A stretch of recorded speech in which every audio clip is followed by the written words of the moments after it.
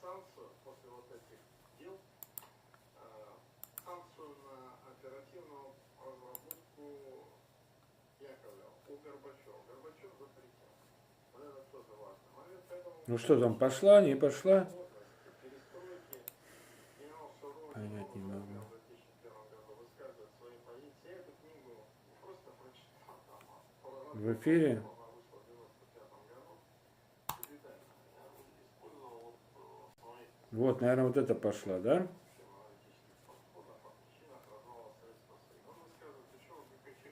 Сейчас будем ждать, ребят.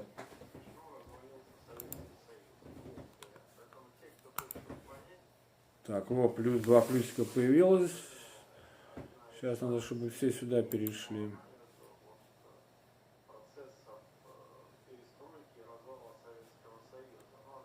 Переключил. Да, сейчас я объявлю, что я переключил.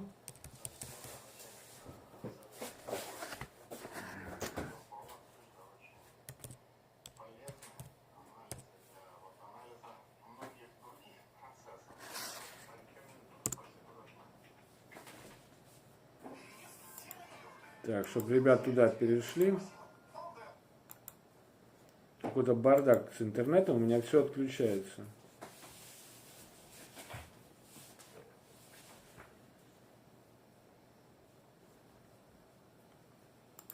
Так, минсиватор Волфи 2 плюсика, отлично.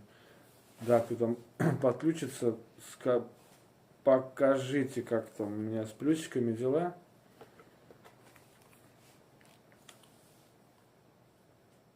Бэкспин и более сложный пад, чем у Томаса.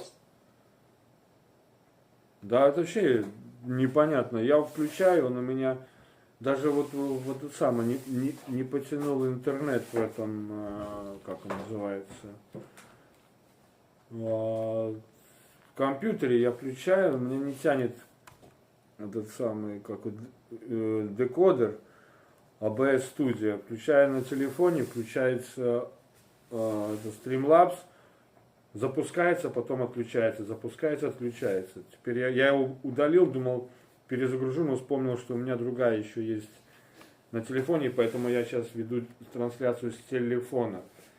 Наверное, надо как-то немножко по-другому поставить. А то у меня голова вроде как обрезается, да? Сейчас я посмотрю по... ну вот сейчас я вроде как попадаю головой. Просто здесь буду читать. Так, что у меня там...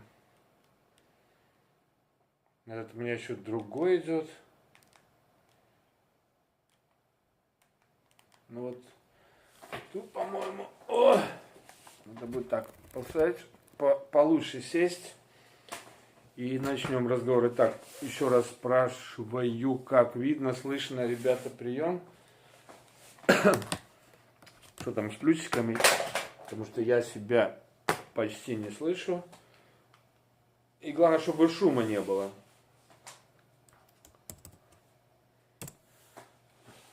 Иначе я тогда сам с собой разговариваю.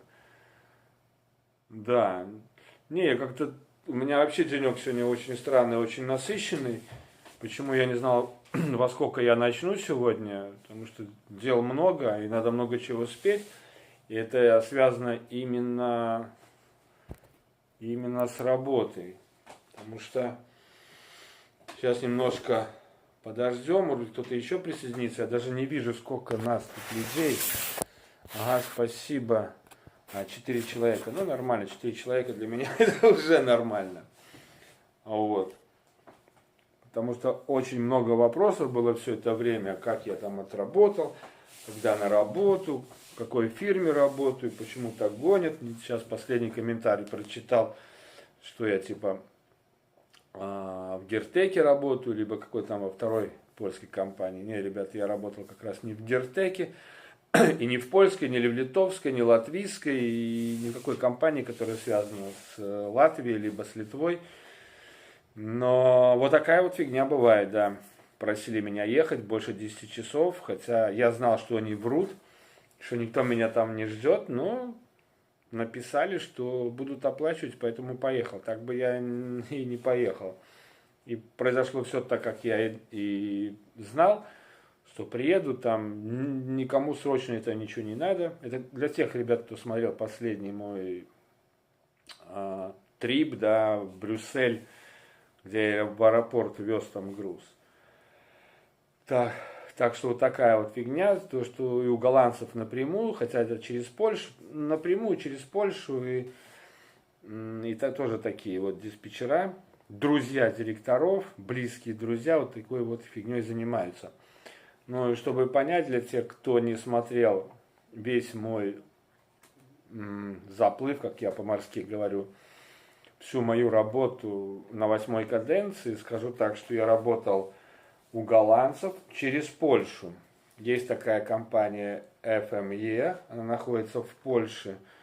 Ее можно контакты найти на Фейсбуке, в интернете где-то посмотреть. И она у нее есть договор с 16 компаниями, с голландскими. Вот, и она как бы набирает водителей, подписывает договор. 17921, это мой троллейбус видел. Я, кстати, пару раз тоже его видел, да. Честно скажу, совершенно не скучаю. Ну так вот, эта компания имеет договор с 16 компанией голландских, набирает водителей и отсылает ее на любую из этих компаний, и зарплата там достаточно высокая. Ну и требования, как я и говорил, да, это водители должны быть граждане ЕС и знание английского языка на разговорном уровне. Вот.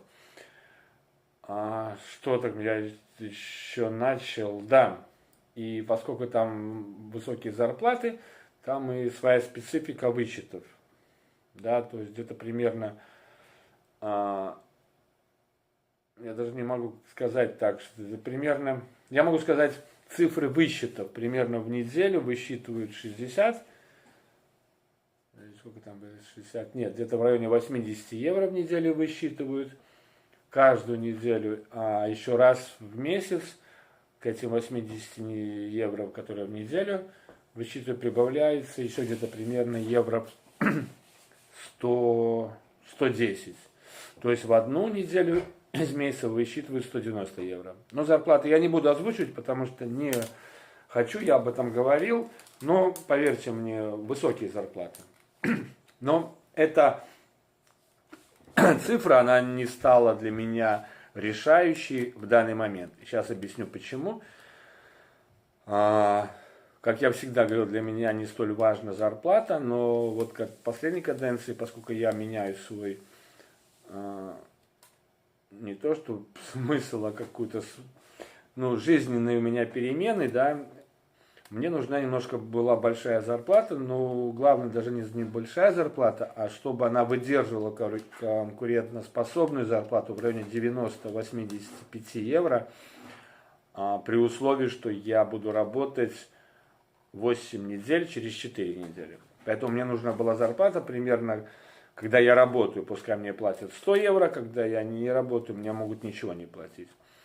Вот. Но там, в той фирме голландской, было на порядок выше, и по зарплате меня устраивало. Но получилось так, как получилось, что я сейчас дома, а на самом деле я должен был домой ехать только, так сегодня какое у нас число? 5-го, то есть я должен был ехать домой в следующий понедельник, так скажем. Ну а теперь по работе. Приезжайте, вы можете посмотреть начало 8-й каденции, я там все подробно рассказываю, как я начинал эту 8-ю каденцию с этой компанией, куда я ехал, что подписывал, зачем подписывал, как я ехал на фирму, как я ждал, когда мне дадут не тент, а дадут walking floor, да, но в итоге мне его не дали, и как оказалось, что я оказался на фирме лишним.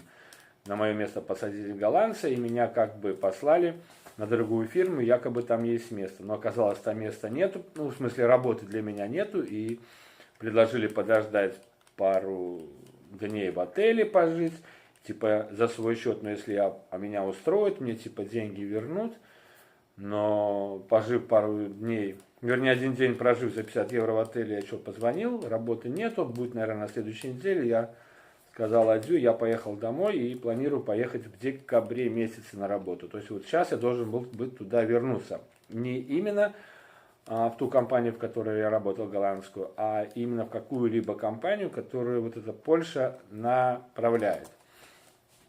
Вот. Ну а теперь немножко поподробнее об окончании моей 8-й каденции с голландцами. Итак, ну, я думаю, что я не буду сильно разжевывать ситуацию, которая происходила на 8-й каденции с моей работой, да, для ребята наверняка. Здесь многие смотрели мой канал, смотрели мои приключения на 8-й каденции. Некоторые мои знакомые, родственники там офигевали, как я вообще там могу работать, что я домой еще не еду, поскольку на меня сбрасывалось, ребята, все полностью. И как я вообще выживаю. Ну, короче, требовали моего возвращения домой, начиная от моей семьи, кончая моими близкими друзьями, братьями. Ну, как бы я дорабатывал. Что-то мало этих самых сообщений. Связи нету, или я, может, сам с собой разговариваю, ребята. Кто-нибудь там напишите, меня слышно, видно. То я даже не знаю. Вот. Ну, что я хочу сказать? Я не хочу ныть, жаловаться, да. Но скажу так. В этой компании, в голландской, в которой я работаю, там есть директор. Нормальный чудак. Все, ну, в принципе, по-человечески... Окей, значит, слышно меня. Нормальный чудак, атмосфера нормальная. Но есть одно но, понимаете? Такое ощущение, что диспетчер, который является, он один, он раздолбай, короче. Вот, знаете, когда хочет, тогда отвечает, когда хочет, молчит, когда хочет, отвечает не на последнее твое сообщение, а какое-то отправленное час назад, и получается из этого какая-то ненормальный кооперейшн. Потом, знаете, как бывает, в нужный момент человека нету рядом, нету помощника, советчика, который тебе поможет выйти из сложившейся ситуации. Причем выход с этой ситуации должен искать не я, как водитель, а должен искать либо диспетчер, либо еще выше руководство. Но здесь получилась такая ситуация, что этот диспетчер все вот эти вот вещи, которые связаны с перевозками, погрузками, выгрузками на тентах, возложил на меня. И почему-то я там, не с первого, а с какого-то там третьей погрузки начал чувствовать, как будто я виноват в том, что происходит. Понимаете, одно дело, когда ты взял груз полный, да, и увез его с точки А в точку Б, и там выгрузил. Но когда ты берешь сборный груз, еще даже на базе, и оказывается потом он загружен так, что если не выгрузят на первой погрузке, то вторая уже не будет выгружаться никаким образом, потому что бортовыми выгрузками на логистике не занимается. Ну и почему-то решением этого вопроса начали сбрасывать на меня. Причем начали сбрасывать в один момент так, что я приезжаю. Я и говорю еще раз, может быть, я повторяюсь для тех, кто смотрел мою всю эту историю на 8-й каденции. Ну, короче, так. У меня, например, 6 выгрузок. Вот у меня последняя история, которая меня просто вывела из себя. И, в принципе, по окончании которой я уехал домой. У меня загрузка на базе, меня загрузили, все нормально. В конце оставили место для 6 палет. Для 6 палет, европалет. И отправили в рейс. Я поехал на загрузку 6 палет. Это, в принципе, было не последнее, это было предпоследнее, да, как бы ходка. Но это была классика жанра, которая меня просто, дала повод задуматься, что я тут делаю, нафига это все надо. Короче, я приезжаю на загрузку 6 палет. Мне загружают не 6 палет, а 5 палет. Причем мест было оставлено ровно на 6 евро палет. И я погнал на Францию. приезжаю на первое место выгрузки, грубо говоря, вот эти 5, ну где вот 6 палет места, было 5. Ёпарасоте, сейчас еще телефон выключится, ну нормально. Короче, я выгружаю этих 6 палет, и остается, ну 5 палет, но место остается для 6 палет, не больше, понимаете? Еду на второе место выгрузки. У меня должны там выгрузить были 5 палет. Я приезжаю в четверг, мне там говорят, французы, выгрузка будет, но только через неделю, в следующую пятницу. И тут начинается фигня. Диспетчер, просит, чтобы я пошел договариваться, чтобы меня сейчас выгрузили, потому что здесь 5 палет, из них типа 2 в 2 яруса, 1 в 1 ярус. Я там, короче, ходил раз 5-10. Короче, меня уже посылают нафиг и требуют, чтобы я покинул территорию вот этого паркинга, который находится перед этим. Эти мне говорят, не уезжай, жди. Французы на меня уже начинают наезжать. Что я тут делаю, давай валяй отсюда. Они говорят, что мы разговариваем с клиентом. Потом присылают мне какую-то информацию. Иди опять спрашивай. Короче, меня в такую ситуацию ставят, что мне, самому неудобно. Мне нужно оттуда, валить, а я тут фигней занимаюсь. Ладно, в итоге получилось так, что, мне надо ехать. Еду я на третье место выгрузки. Второе не выгружено. Третья выгрузка у меня стоит за этим местом. Приезжаю я туда. Мне говорят, выгрузка, а это четверг. Мне говорят, не, подожди, там это было не четверг, это было... Нет, я поехал, да, я приехал в пятницу, приезжаю туда, на эту выгрузку, мне говорят, выгрузка только в понедельник. Выгрузим, но только в понедельник. Но этот груз стоит за тем грузом. Я им говорю, у меня выгрузка только в понедельник. Они говорят, окей, езжай, грузи вот эту заднюю часть, езжай, грузи заднюю часть, загружай. Нет, не так было. Вместо того, чтобы ехать на следующее место выгрузки, я еду на выгрузки. Так, первая выгрузили, вторая не выгрузили, третья.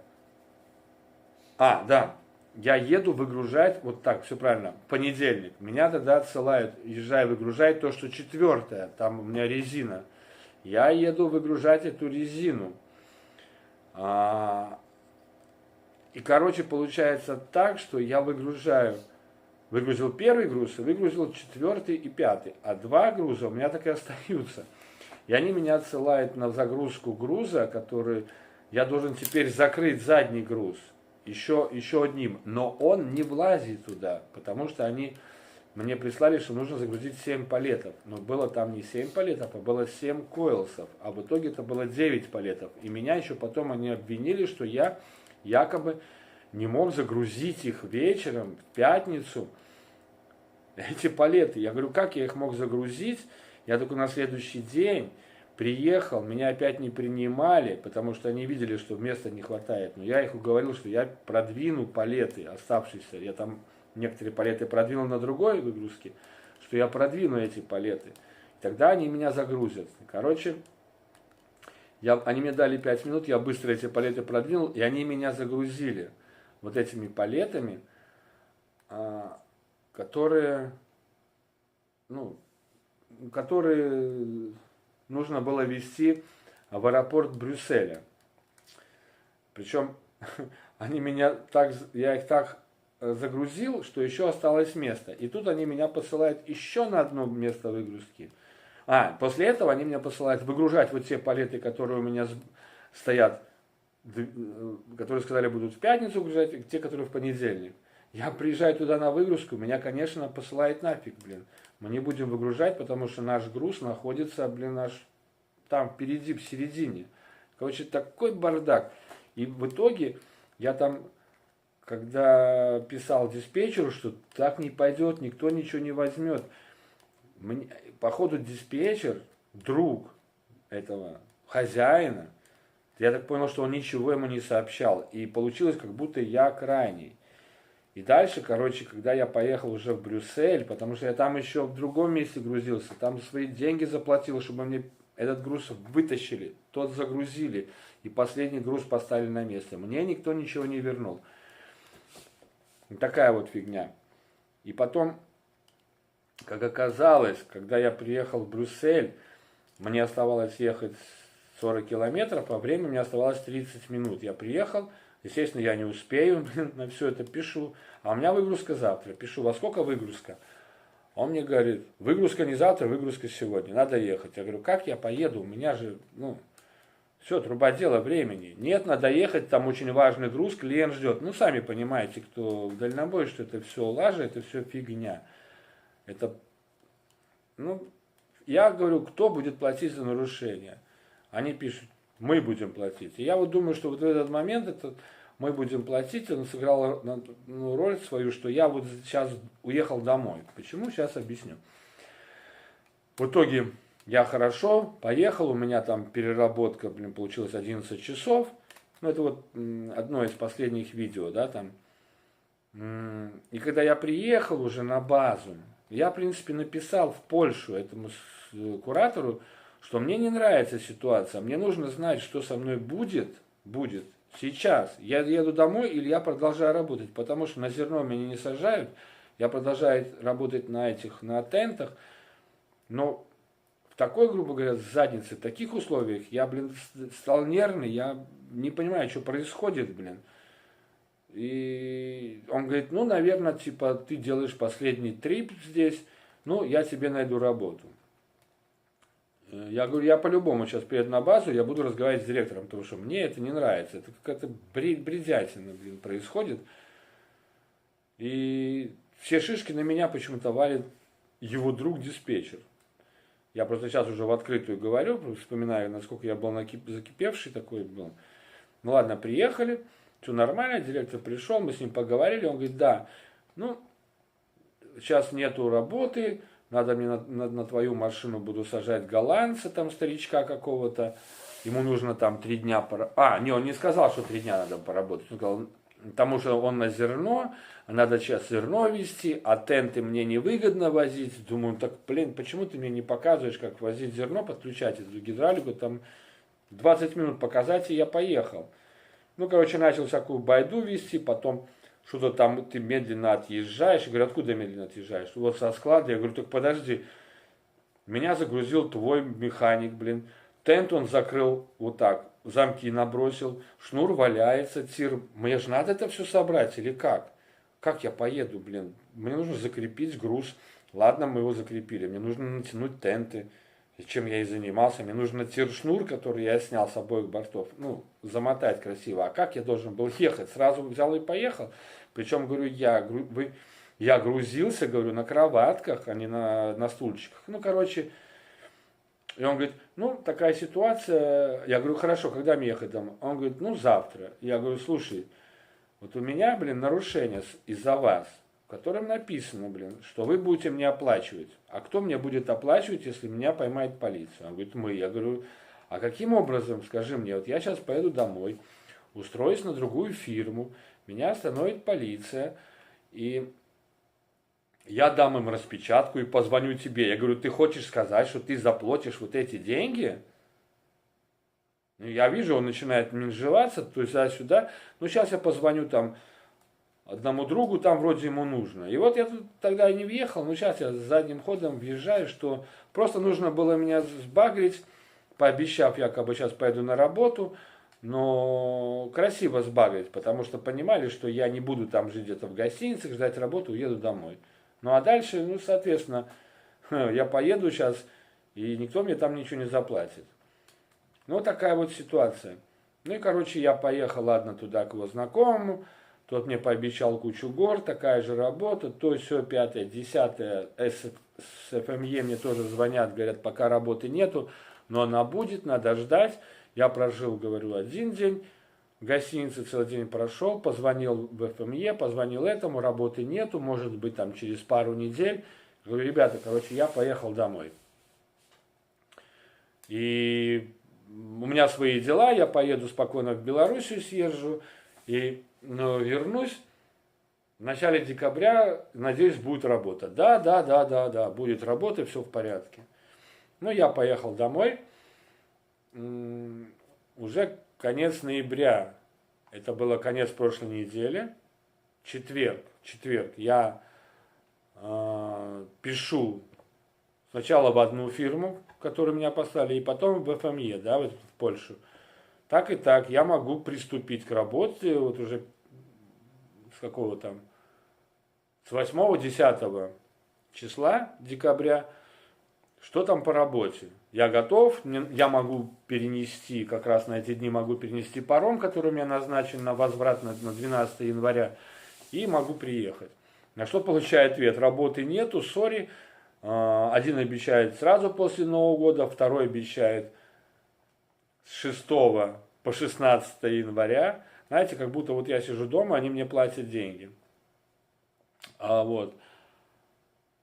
Ну, блин, ладно, хорошо. Ну, что нормальный человек будет делать? Значит, будем искать халтуру, да, подработку. Я поспрашивал своих друзей, получил несколько предложений, но говорю, все они после Нового года. Мне это не устраивает. Тогда я на Фейсбуке сделал объявление о том, что... Сломал, что ли? О том, что ищу работу на 8 недель. Вот. У меня что-то улетело здесь, да? Шарик, или мне кажется. Ладно. Начал искать работу. Кстати, позвонил так же самое в Хестеркамп, переговорил, что типа, возможно, могу вернуться, но мне нужно опять же, говорю, Хестеркампер, 8 через 4. Ну, сказали, что только 6 через 2, возможно, 8 через 3 или 6 через 3, но мне это как-то не особо устраивало. Думаю, ну ладно, если там совсем будет не так, то, возможно, и в Хестеркамп вернусь, ну, там хоть стабильность такая. Ну, с условием, что хочу работать 8 через 4, никак иначе. Никаких не 6 через 3. Хотя 6 через 3 тоже можно было, но мне нужно 8 через 4. Ну ладно. И мне сказали, что только 18-го. Я говорю, ну мне нужно 10-го. Ну ладно, позвони там другой день недели. Вот. И тут я получаю предложение на работу как раз по моей этой самой, по моей графику, по которому я хочу, то есть 8 через 4. Да, зарплата небольшая, ну, чуть-чуть больше, чем в Хейстере, но сам факт, что 8 через 4, то, что мне и надо. И я выезжаю из Риги и типа возвращаюсь, когда мне нужно, уже обратно в Ригу. То есть, ну, нормально. Конечно, это не 120, не 150, не 200, не 300 евро в день. Но нормально, меня устраивает. Я говорю, хорошо. Это еще было в Беларуси, договариваюсь. Все, тогда человек мне говорит, что тогда он больше никого искать не будет. Я говорю, ну да, тогда я не буду никого искать. И проходит какое-то время, мне звонок из Польши. Вот эта фирма, да. До этого получилось так, что эта фирма мне не высчитала почему-то страховку заранее. Должна была в декабре высчитывать за ноябрь. Высчитала, в ноябре за ноябрь. Я спрашиваю, почему вы высчитали? А потому что у тебя сейчас прервана, типа, индивидуальная деятельность по работе. И мы не знаем, вернешься ли ты в декабре, а может быть ты вообще не вернешься. Я говорю, зашибись. Только что вы мне писали, что я приеду в декабре. Вообще меня ждут на работе. И мне оттуда из ФМЕ этот директор писал, я хочу, чтобы ты работал, я хочу, у тебя канал есть, да, я хочу, чтобы ты работал, ты мне нужен, да. Ну, понимаете, тут меня высчитывают, я опять им пишу, ну ладно, хорошо. То есть получается на 100 евро меньше мне там выплачивают за последнюю там, неделю. Потом приходит время перевода, мне переводят еще на 100 евро меньше. Я пишу, а сейчас-то почему на 100 евро меньше? Это, смотрите, это было 8 ноября, когда я закончил работу, а деньги получил, я вот на последние деньги я получил на прошлой неделе, то есть прошло 3 недели. Ну, там такая есть система депозита. То есть последнюю зарплату получил через 3 недели, когда я уходил. Через 3 недели. И я сейчас задаю вопрос, а почему на 100 евро меньше? Мне ответ, ну это типа, когда последняя выплата, их слова, да, последние выплаты, это что значит последние выплаты? Значит, со мной больше не хотят работать? Ну окей. А последние выплаты производим, мы задерживаем 100 евро, потому что мало ли там какое-нибудь нарушение, какие-нибудь косяки, да, а если все в порядке, то мы их возвращаем через 4 недели. И тут я спрашиваю, подождите, а 4 недели когда заканчивается? И она мне говорит, 52 неделя. После 52 недели мы тебе вернем деньги. Я говорю, погодите, сейчас, 48 неделя, 52, а закончил я, на 45 неделе. То есть вы мне должны на 49 неделе выплатить. А почему тут вообще 52 неделя? Если вы говорите 4 недели, ну так 4 недели с момента моего ухода или с моего момента последней зарплаты, когда вы выплатили. Короче, такая фигня, мне это очень-очень не понравилось. Я им тогда написал все. Написал, что вы меня высчитали, всю страховку за мои отработанные всего лишь 8 месяцев. По полной, причем заранее. Вы мне не оплатили 2 часа, в субботу, которые вы мне должны были оплатить. Вы не оплатили мне 4 часа, которые я отработал в воскресенье, которые вы должны были оплатить. Вы не вернули мне мои деньги, которые я потратил на перезагрузку. Я заплатил карточку, чтобы он выгрузил, хотя обещали заплатить. Ничего это, я говорю, я молчал. Но мне эта ситуация очень и очень не нравится. И вот так получается либо совпадение, либо что-то. Короче, где-то в течение часа, после этого моего последнего письма, мне поступает звонок из Польши. Это был четверг. Да. С предложением в понедельник уже начать работать там, вот за эти, на другой фирме, и возить там, ну там фигня, работа очень легкая, да, но возить с одного порта в другой порт, да, с одного порта в другой порт. Вот.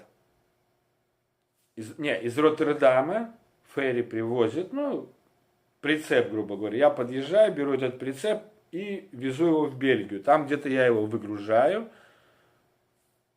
загружаю и везу его опять в Роттердам.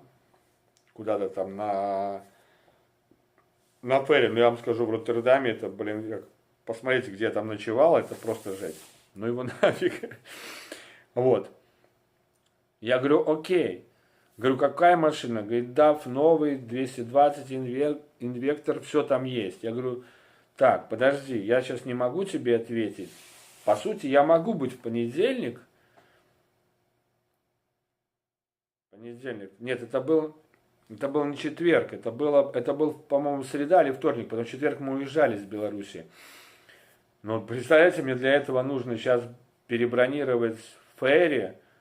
В воскресенье ферри, по-моему, не идет. Оно идет в субботу. Это если я в четверг приеду, то есть я в субботу должен уже садиться на ферри, уезжать на работу. Мне это как-то, не особо. Но я им говорю, я тебе перезвоню. И тут идет, мне нужно тогда договориться с той фирмой, на которую я решил пойти работать. Да? Ну, посоветовался с женой, посоветовался с дядьками, вообще подумал, обдумал. И пишу просто этому, что я не могу в данный момент, потому что я пообещал другому человеку, что поработаю у него 8 недель. Знаете, как вот без задней мысли. Ты тем более мне до этого писал, что только работа будет после Нового года. Да? А я там договаривался на 4-8 недель. То есть даже 4 недели, даже если 5 недель, даже 6 недель, я успею приехать к вашему 16 числу и уехать на вашу фирму. То есть, знаете, как, надо быть порядочным человеком. И тут на меня, он мне пишет, что он, короче, обиделся на меня. И мне так хотелось послать его нахрен, после того всего, что они там сделали, что они тут мне мутили, меня обманывали, меня продолжают обманывать. Меня вводят в заблуждение, когда я поеду работать, и зачем я поеду работать, и насколько я поеду работать. Может, опять они что-то придумают. Я соглашусь на 8-10 недель, отработаю 3 недели и поеду домой, потому что кого-то надо посадить. Ну его нафиг, блин, я вам скажу так. Фу, все. Высказал все, что хотел по этому поводу. Вот, и я, честно говорю, приехал в Ригу, встретился с человеком, обговорили мы с Геннадием, почти все выяснил. Фирма маленькая, буквально 3 машины на данный момент, по-моему, 3 или 4 водителя.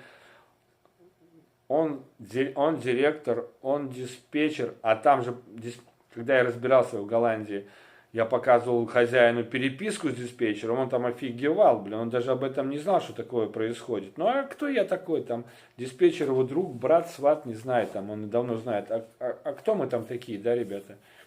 Ладно, фиг с ним. А тут он один, и директор, и диспетчер, и консультант, и, ну, только, может быть, еще бухгалтер есть. То есть маленькая фирма, сажусь в Риге, возвращаюсь в Ригу. Меня это все устроило. А до этого мне позвонили с Хестеркампа и сказали, что только 18 числа. Но мне это не устраивает. Я сказал, что, наверное, я поеду под минютом на данный момент, но ждать я не буду.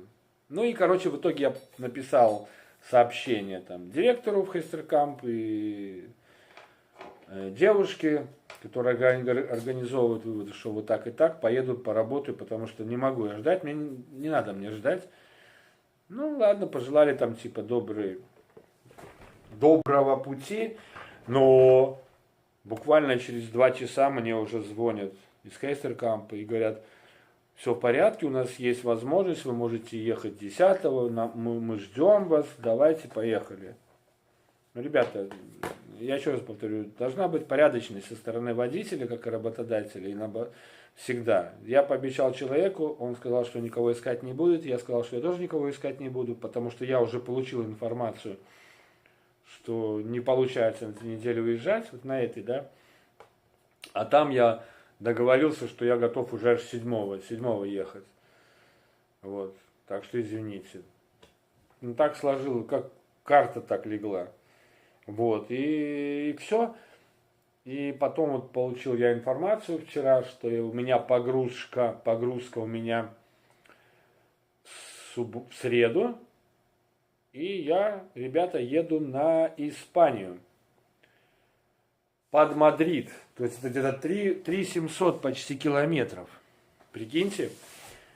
Вот, таковы у меня планы. Ну, могу сказать, что канал я забрасывать не буду, начнется 9-я каденция.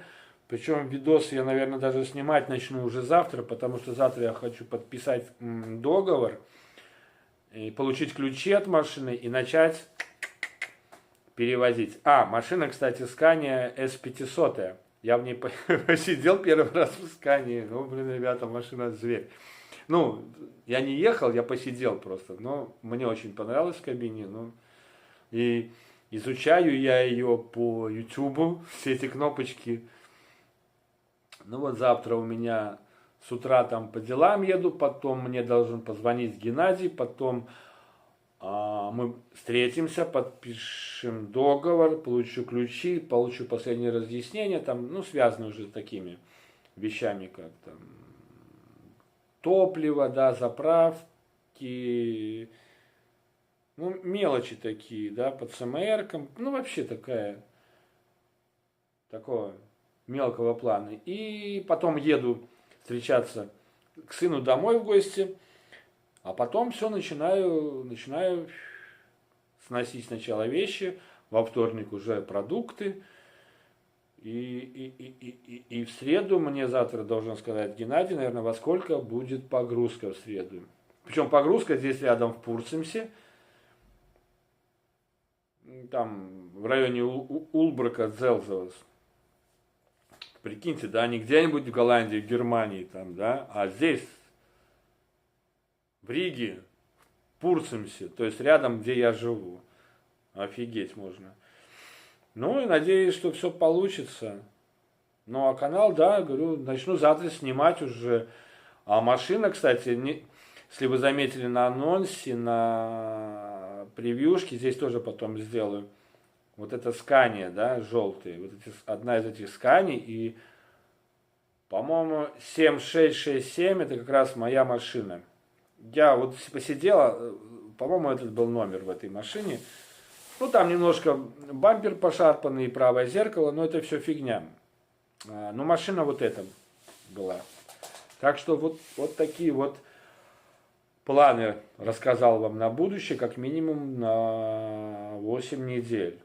И причем самое интересное, что самое правильное, вернее, так скажем, что, вернее, нужное, то, что я могу и на 8 уехать недель, и на 7 недель, и на 9 недель, и, возможно, на 10 недель. Единственное, что когда мне нужно будет домой, за неделю до этого я должен... Привет из Германии, привет, привет, привет из Латвии. Просто за неделю до того, как мне нужно будет ехать домой, мне можно сообщить, и тогда найдут мне груз на Латвию. Вот пока я сидел в машине, звонил коллега, Сергей его зовут, и он едет на Латвию, потому что ему нужно постоять 45-ку. На 45-ку ему нужно приехать домой. Так что вот такие вот пироги. Я вам рассказал о том, как отработал, да, и о планах на будущее. В принципе, все, что я хотел сказать. Но, смотрю, вопросов нету с вашей стороны особо. Я не думаю, что такой хороший рассказчик, что меня все заслушались и не задают никаких вопросов. Да, и сразу хочу извинить, попросить прощения, какой-то бред с интернетом, конечно, был сегодня. Это просто, ну, просто кошмар.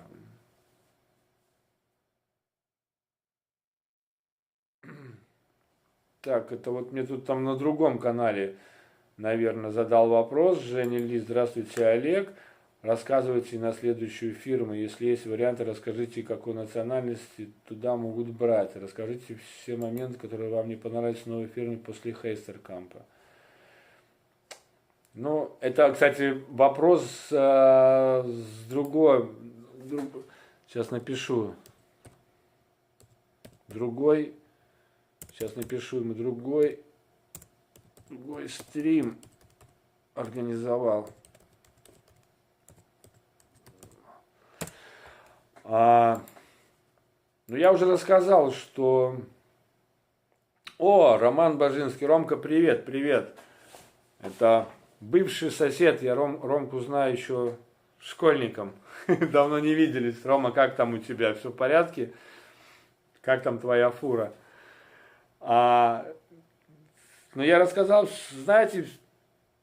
Все мы привыкаем, что диспетчера, в принципе, на то не диспетчера, они решают вопросы, которые во время поездки, на момент погрузки, на момент выгрузки, да, какие-то непонятки. Водитель как бы может попытаться что-то решить, ну один раз там, два раза, но когда тебя постоянно кидает на решение этих проблем, которые ты не в состоянии решить, потому что нужно, это не моя компетенция, я не могу, сказать грузчикам, так, выгружайте, а потом загружайте, или, давайте гоните кару, выгружайте меня сбоку, потому что у меня груз последний, понимаете, я не могу это решать, и когда ты пишешь в фирму, что решить этот вопрос, а пишу я его в субботу, а вопрос будет в понедельник, а тебя игнорируют, а потом говорят, мы в воскресенье не можем написать, я говорю, так я не говорю, чтобы в воскресенье писали, напишите в понедельник утром, чтобы вопрос уже стоял, а то я начинаю его решать, и я его не решаю, потом на меня еще сбрасываете бочки, как будто это я виноват. Ты не можешь пойти договориться? Да не могу я пойти договориться. С кем я договориться? Это не брат мой, не сват, не друг. Это какой-то французский грузчик. Что значит пойди договорись, Или меня послали потом на перегруз. Говорит, ладно, поедешь, там тебе груз передвинут, я приезжаю туда, а там даже никто об этом не знает.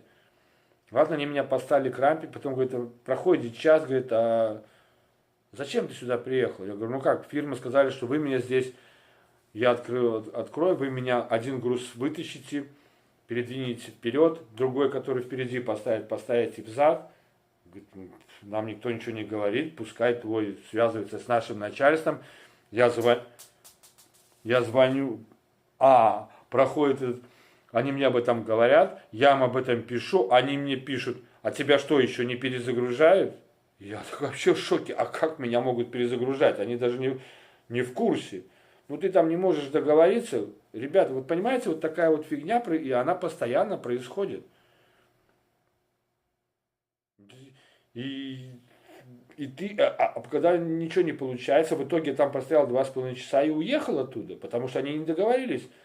Он меня попросил, у тебя есть 200 евро, чтобы заплатить, мы тебе перешлем. 200 евро они были готовы. Типа заплатить, а мне потом переслать. А когда я заплатил 15 евро, мне так и не вернули, блин. Зашибись, правда? Очень, или когда я привожу из Франции в Голландию 12 палетов, а оказывается заказывали только 2, а мне говорят, договорись, пускай они выгрузят все 12. Нормально, да? Так я пойду сейчас продавать палеты, блин. Что вам 2? Забирайте все 12. Ну, херня там какая там, пару тысяч заплатите, блин. Ну, это ненормально, понимаете? Я не знаю, на что они надеялись, да, у меня нормальный английский, да, я могу объясниться, да, но я могу и понять, что вот меня просят фигню, блин, что я не должен этим заниматься, блин. Но они там забрали 4, потому что это они уже там между собой разбирались с поставщиком, что они заказали только 2, почему 12 привезли. Но вот это недостатки. В человеческом факторе директор прекрасный человек, нормальный, он механик, трудяга, но я не знаю, вот мне такое ощущение, что они либо никогда не работали в логистике с тентами, да, и вот с этими сборными грузами, либо, блин, этот диспетчер хочет разорить, блин, своего директора. Вот это, ну, это вряд ли, конечно, но сам факт, вот, я не могу понять. Бред какой-то. Еду в Люксембург. О, я тоже, кстати, буду ехать в Люксембург, там где-то буду, потому что мне Геннадий сказал, что заправки в Люксембурге, ну и в Польше.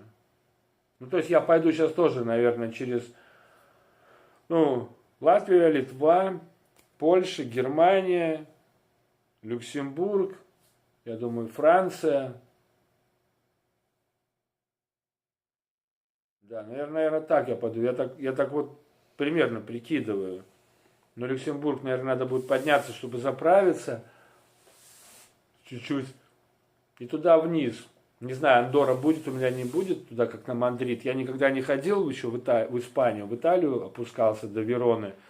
Ну и на Средиземном побережье Франции сейчас был. Как-то вот так. Да я понимаю, что... Так, подожди, хорошо сказал, спасибо. Да нет, работаю на тенте. Я тоже работаю на тенте. Я всегда работал на тенте. Нет никаких проблем. Там просто я туда шел, чтобы меня переводили на Walking Floor, на зерно. А в итоге не перевели, и вот такая вот фигня. Мне на тенте нормально нравится. Какие проблемы? Ну, доски, ну, крепления. Ну, бывают тенты без досок. Вот сейчас в этой фирме, куда я иду, Геннадий сказал, что у него тенты, ну, видимо, не просто XL-овские, а еще круче прошиты, то есть досок нету там. Ну, они и нету этих алюминиевых, как на Эвелсе. Там на Эвелсе такие, если тент еще нормальный, то он нормально двигается. А когда он старый тент, эти вертикальные доски, конечно, блин, там можно руки сломать. Вот. Да, тент мне не проблема. Вообще.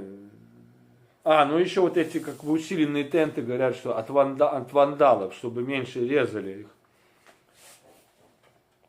Да, у меня тоже база в Латвии. Я говорю, у меня на грани-то база. Да, водителя проблема загрузки должны иметь право скидывать. Ну, конечно, не должны иметь права. Но там же все так... Я же говорю, что бывали случаи, я написал одно сообщение, ответа нету, написал второе нету, третье, четвертое, пятое, шестое, и приходит ответ через час на первое сообщение, а я-то уже, как бы какие-то стадии решал и думаю, что ответ на последнее сообщение, и опять идет ненормальный копирейшн. Я не понимаю, что он пишет, не потому, что я не понимаю, что он написал по-английски, а потому что не в кассу пишет. И потом в итоге казалось, что он не говорит об этом хозяину, да? Но у меня-то переписка осталась, я ее потом показал хозяину. Виктор остался, ну он работает, ему нравится, он на зерне работает, у него никаких проблем нету. Ну устал, конечно, чудак, тоже, сколько? 12 недель фигачит. А так не, ну будет возвращаться. На зерне Walking Floor там нету проблем, там проблема именно вот на этой.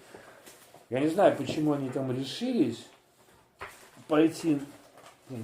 Где мой тут батарейка? Наташ, не видела? Почему она на эти сборные? Потому что геморрой конкретный, это любой человек, который работал, знает, что сборные грузы это гемор.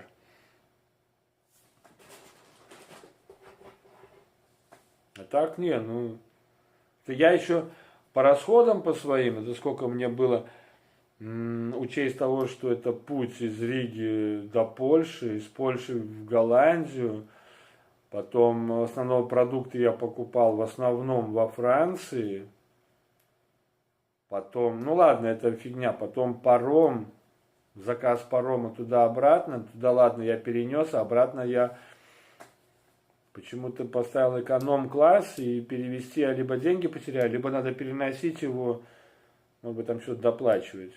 Кстати, если, может, кому-то надо, паром Лепая Травемунде на 12 января, пишите. Переоформить на другое имя я могу без проблем. Так что так. Ну, а Витя работает, дай бог ему удачи, Витек. Ну вот он должен дорабатывать, и вот 12 числа мы должны были вместе с ним ехать домой. Как бы вот так. Так, что там? Еще пока не вижу больше вопросов. Так. Может просто там на втором канале там ребята пишут, а тут как бы закончился, не закончился. Почему-то как бы он там идет, но не идет.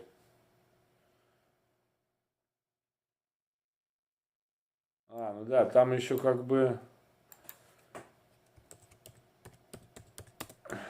вот другой стрим идет. Этот надо закончить, конечно.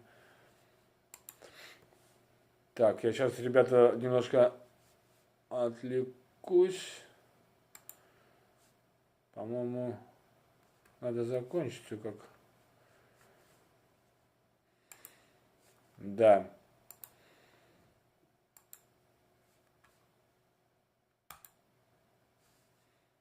В каком-то эфире сегодня. Запуск, открытый в эфире. Какой-то в эфире, а какой-то не в эфире. Просто там что люди... А, сейчас посмотрим. А, ну да, вот это надо завершить. Тот я завершу.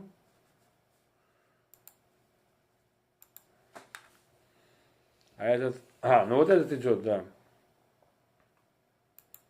Который мы с вами, да.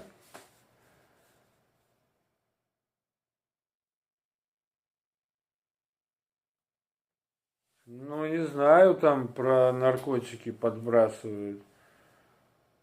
А зачем подбрасывают? В смысле, подбрасывают в кабину или в прицеп? Я что-то так не понял. Ну, был во Франции, был в Италии, вроде ничего там такого нету. чтобы кто-то что-то куда-то подбрасывал или грабил. Ну, грабить-то могут везде, и в Латвии могут грабить, и в Швеции, и в Дании. Ну, в Дании нет, в Швеции, например, и в той же Бельгии. Я когда помню, первый раз в Бельгию пошел, мне так наговорили, я так боялся, что там в итоге, стоял на платном паркинге, потому что меня напугали. Хотя, по сути, можно было стоять и... Но я думаю, что тоже зависит от того, какой груз. Да, наверное, так. Мне нужно идти.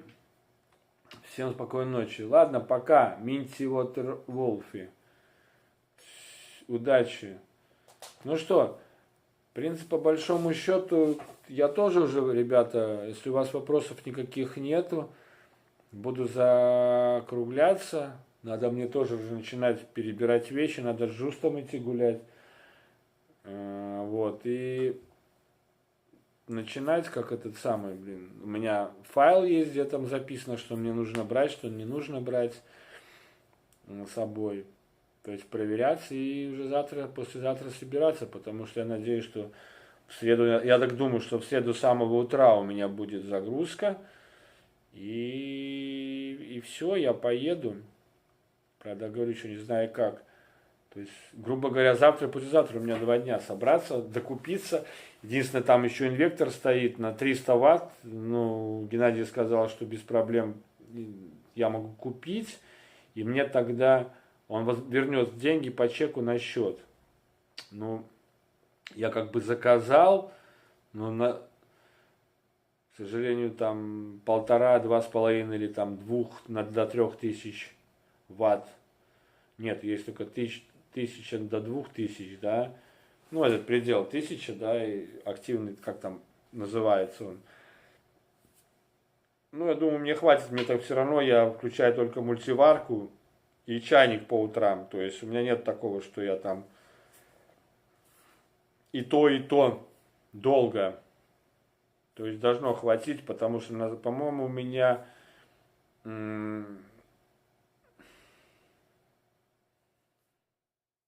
это самое... Бывает, что я включу чайник. Ну нет, там же он просто вырубит и все, без проблем. А так обычно отдельно мультиварку я включаю, либо чайник отдельно утром включаю. Ну, должны, не знаю, пришлют, не пришлют. Как-то на СС-ке покупать стрёмно. В интернет-магазине. Так, Файерман, прицеп при погрузке марихуаны около 200 килограмм и потом сдают машину. Ну, я не знаю. Марихуану 200 килограмм.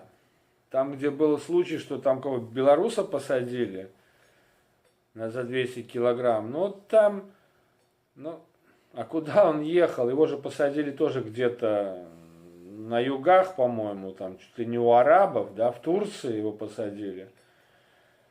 Ну, 200 килограмм марихуаны.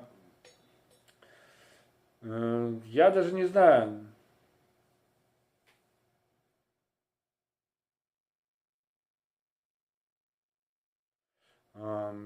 Ну, это могут подбросить на любой, ну а как ты узнаешь, что там тебе марихуану подбросили? Ты пойдешь, что ли, там по ящикам рыскать? Это да, такая вещь есть, ну что поделать, но не думаю. Там, наверное, что-то было не совсем все правильно. Я смотрел этот репортаж. Олег, вас сводили на контроль, проверяли от документов до ТАХа.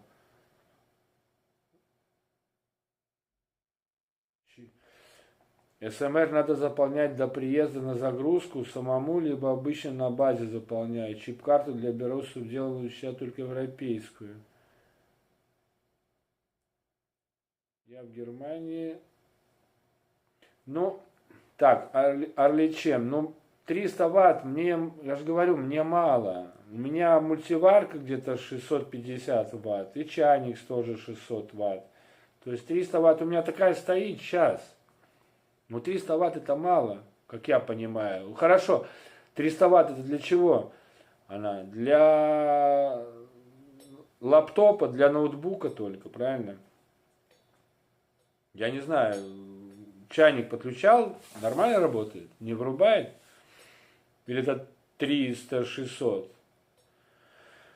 Так, сводили ли меня на контроль? Да, меня сводили на контроль, конечно. Проверяли документов до Таха, да.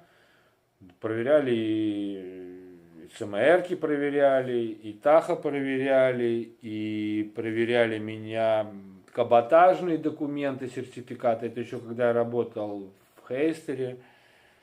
Бывало, просто проверяли ЦМРки. Бывало даже так, что полиция простая полиция остановила и потребовала, чтобы я вытащил чип. Я им дал свои права и чип. Я даже не знаю, почему они меня оставили. Главное, они меня остановили на паркинге. Завели на паркинг, остановили. Попросили водительское, чип-карту. Что-то там пробили. Вернули. Ничего мне не написали, никакой бумаги, уехали. Я, еще потом делал распечатку, что меня проверяла полиция, и у меня было на видеорегистрации номер записан, да, я посмотрел на видеорегистраторе номер машины, все это вписал, в каком месте, но потом подошел один раз к багам, и спросил, говорит, такая ситуация, что я должен делать? Он говорит, а что, они ничего не писали? Я говорю, нифига не писали. Он говорит, вообще-то они не могли так просто спрашивать. У них даже нет оборудования проверить твою чип-карту. Водительские права, да, алкоголь, да, а так не могли. Я говорю, а вот так и так сделал? Он говорит, ну правильно, но вообще ты можешь им не давать чип-карту, пускай вызывают нас. Ну что я буду с ними спорить, правильно? Вызовут еще багов, найдут кучу ошибок.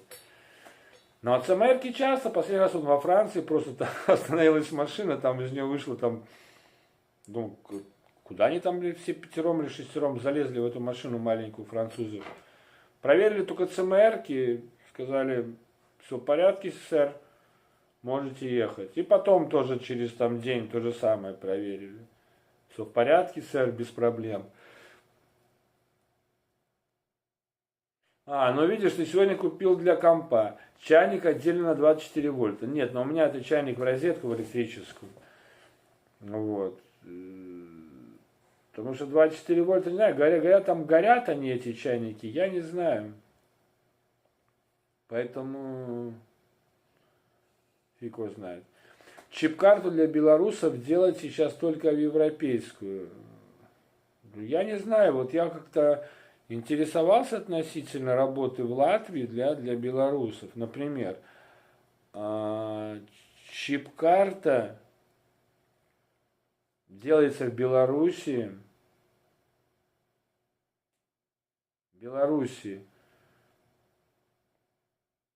Короче, проще сделать в Белоруссии просто чип-карту.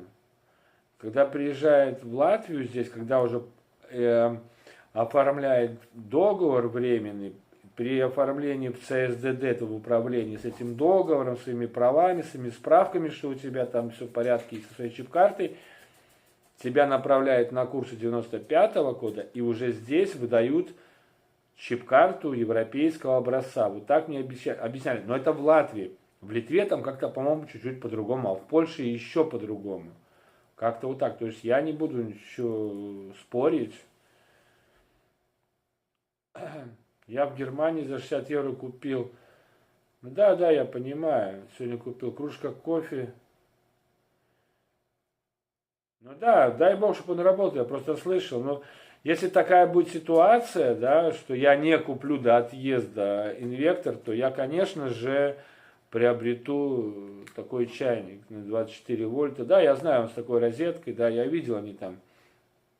Как-то они не очень... Ну, я тогда здесь куплю в магазине, потому что, по-моему, здесь у нас дешевле стоит, чем в Германии. Я не знаю, за сколько там вы покупали его. Фиг его знает. Добрый вечер всем. Ой, Елена и Ерема, давно не виделись. Давно не слышал ваших, как это сказать, как это есть по-русски, комплиментов. Во. Так что, ну вот, наверное, все. Вот 16 зрителей, я не знаю, на самом деле 16. Да, в Латвии дороже, ну, интересно. Значит, тогда купим в Германии. А вообще, конечно, надо покупать на границе, да, между Германией и Польшей, там на этой стояночке, на Шеловской. Где там этот Сити 2000? Там, где в подвал пойду, схожу, если я там поеду. Потому что я еще не знаю, как я там поеду.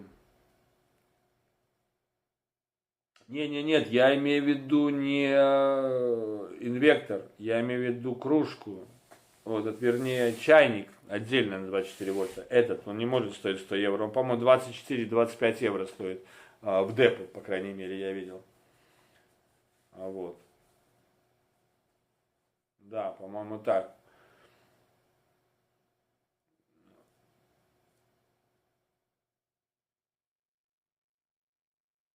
Не, вот у меня есть газ, но я вот как бы, я не знаю, я категорично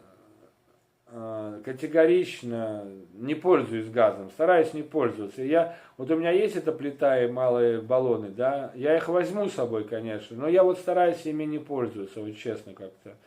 Я все-таки считаю, что если у меня машина Scania, а Scania это все-таки машина реальная, да, по сравнению с тем же Айвеко, да, там, Лиманом для дальнобоя, то она должна быть не только комфортна в управлении, но и весь комфорт должен быть для водителя. То есть должен инвектор стоять тогда 2000 ватт, да, куда можно подключить то все 5-10, плюс вообще-то в Scania 500 идет по умолчанию, по-моему, кофеварка. Я даже не знаю, есть там кофеварка или нет. Даже не посмотрел. Ну, полки там, по-моему, не было. И не было держателей для смартфона.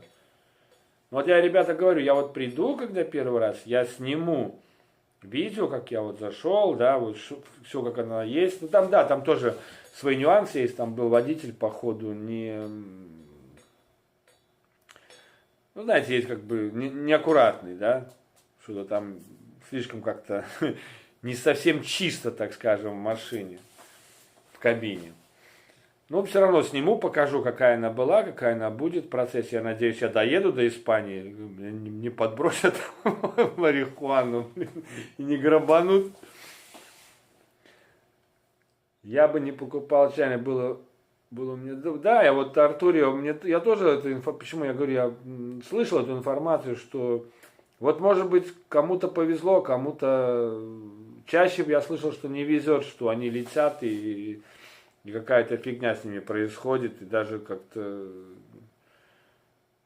что-то там с аккумуляторами, ну не знаю, короче, летят. Я тоже сразу, кто-то мне рассказывал, что было 2, то 3, и, короче, решил больше их не брать. Чайник примерно 20 евро. Но здесь в Латвии, по-моему, 24-20. Здесь даже и кофеварки продаются. Поэтому как-то так. В Радуле в Польше покупал. Подожди, в Радуле... понял, да. Не, ну, как будет время. Я-то хочу там заехать по ходу. Но я вот говорю, что я на бусе ехал, на легковой машине ехал, на грузовом бусе ехал, а вот на фуре я первый раз пойду через Польшу. Как говорят, главное до Белостока доехать, а там дальше уже все, пофиг, да? Виталик Шаман, удачи на новом месте. Да, спасибо, спасибо. Вам тоже всем удачи, конечно, на новом, и на старом месте, и вообще в жизни удачи. Как-то вот так. Ну что, ладно, ребята, буду я уже заканчивать, завершать свое выступление. Надо мне эти собаки гулять. Да, Джуста, пойдем гулять.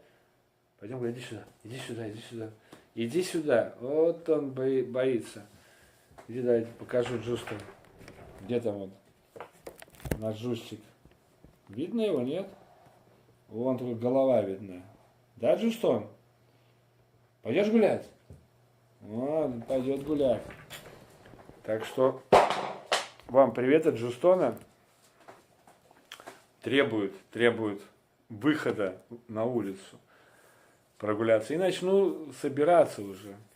Так что, ребята, спасибо за то, что зашли. Извините, что так получилось. с этими программными. Но это, говорю, очень